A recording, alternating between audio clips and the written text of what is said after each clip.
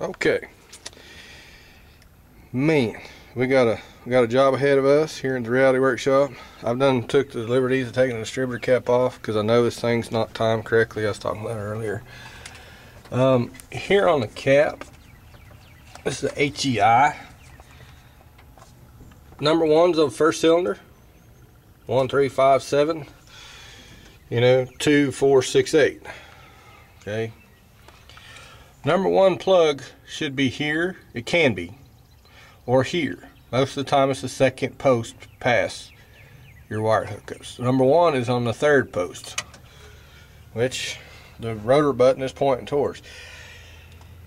I can throw this thing in with my eyes closed as long as I know what direction that rotor button is and make number 8 number one.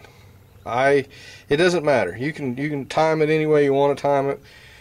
It's just over years I like to put it back for troubleshooting purposes. I know it's correct. Now you got to find top dead center, and that's where the little timing tab is. Let's see if I can zoom in there. Little timing tab right there.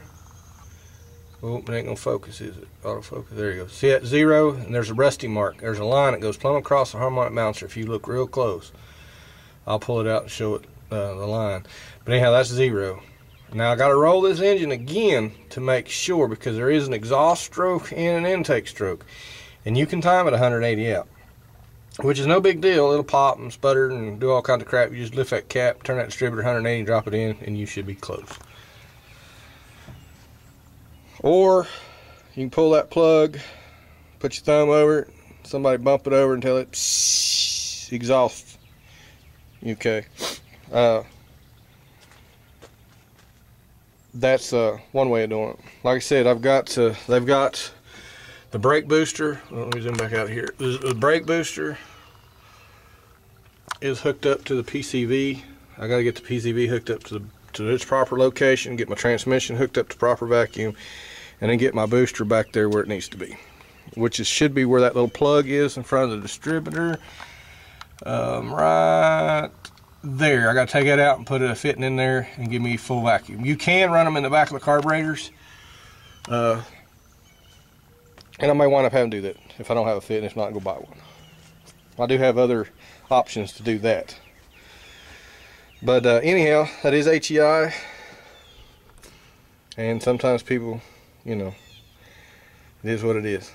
But now if I can't get this anywhere straight the way I need it to be, then I got to tear a whole front end of this motor apart, get underneath that timing chain cover, and see where they're at as far as lining up on timing chain crank gear, cam and gears, or cam and crank, supposed to be dot to dot.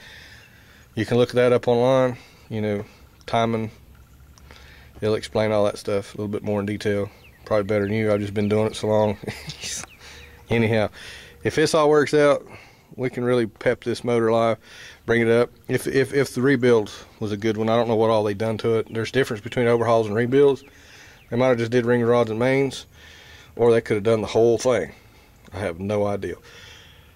Anyhow, that's all for now. We'll get at it. Roll the motor over, see where that rotor button is, see which way it's pointing. If it's all cattywampus, then I'll remove it and hopefully I can get myself in a 2-day mission here.